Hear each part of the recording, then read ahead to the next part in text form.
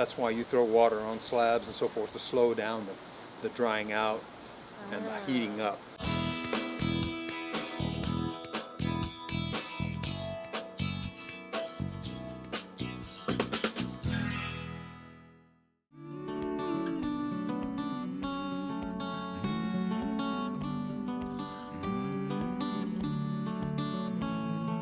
That screw's going to fall out. There's a nut missing. Okay, let's go check out the Campos project. So This is another room addition? Room addition, right. Master suite. Wow. So this side's going to have a bathroom and a closet area, and then the beautiful bedroom area here. So they'll have access to their patio here, and then also to another patio. So right now it's open so the plumber can put his plumbing in, and then we'll be ready to get an inspection and pour.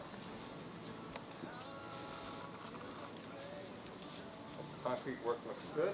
So this patio was low anyway, so we're able to pour over it and get this up out of the ground. As you can see over here, it's not too high off the ground. The top of this concrete right here is just a little bit above the ground, and that's what we want. And that way water comes off and drains onto the yard. But if we'd have made it the same level as that over there, you could see that it would have been too high, too low. So rather than staying with this level right here, we raised it up and we're going to pour it this high. And that gets it above the ground. So y'all had to tie in to the... Yeah, we dowel into the foundation there. You can see all of those rebars that are being attached. We also drill in here. Yeah. We drill in here and we drill in here, and that keeps it all from shifting and separating. You clean this off real good before you pour and put an adhesive that attaches it, makes it bond to this concrete also, so we'll be doing that as well. But it's still lower than the door, so the rain and all can come out and not get into the door and become a water issue. But you can also see over here that the foundation for the home is higher. So when you step out into the patio, you're going to have a step down. And what we've done is we've made it just one step up into the level of the foundation. But right around here, you can see that this is actually higher than in here. So the level of the concrete is here. And it's actually going to be higher here than in here. And this is to keep water from coming into the foundation. So this level right here, actually it's right here. The bottom of this is the top of the concrete in here. And then the top of the concrete out here is a curb, is this high. And that's to keep the ground from creating a water issue and the water from coming into the foundation.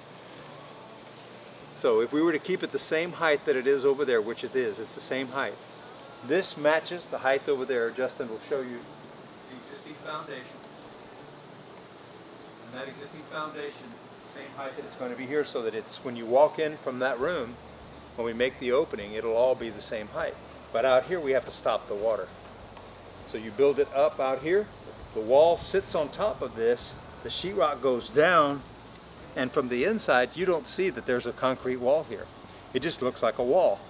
On the outside it looks like a normal foundation sticking up out of the ground, and the water hits it and goes sideways.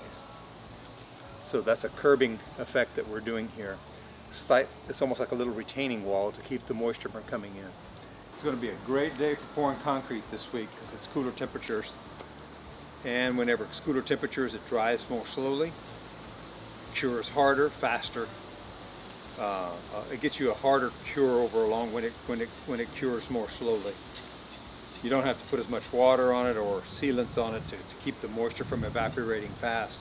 When it evaporates too fast, like in the heat of the day, a really hot 100-degree day, it can create, if you don't watch it and you don't put a sealer on it, it can create little cracks in it, hairline cracks in the surface. They're thin, but the stronger the cure is determined by how slow it cures. That's why you throw water on slabs and so forth to slow down the drying out and the heating up. Heating up is what occurs. Concrete heats up even when it's curing by itself. But when you add out external heat, it really can cook it too quick. So you have to be there putting a water sprinkler on it and things like that. Looks good. Can't wait to see the plumbing go in and to have a slab, and then we'll start framing.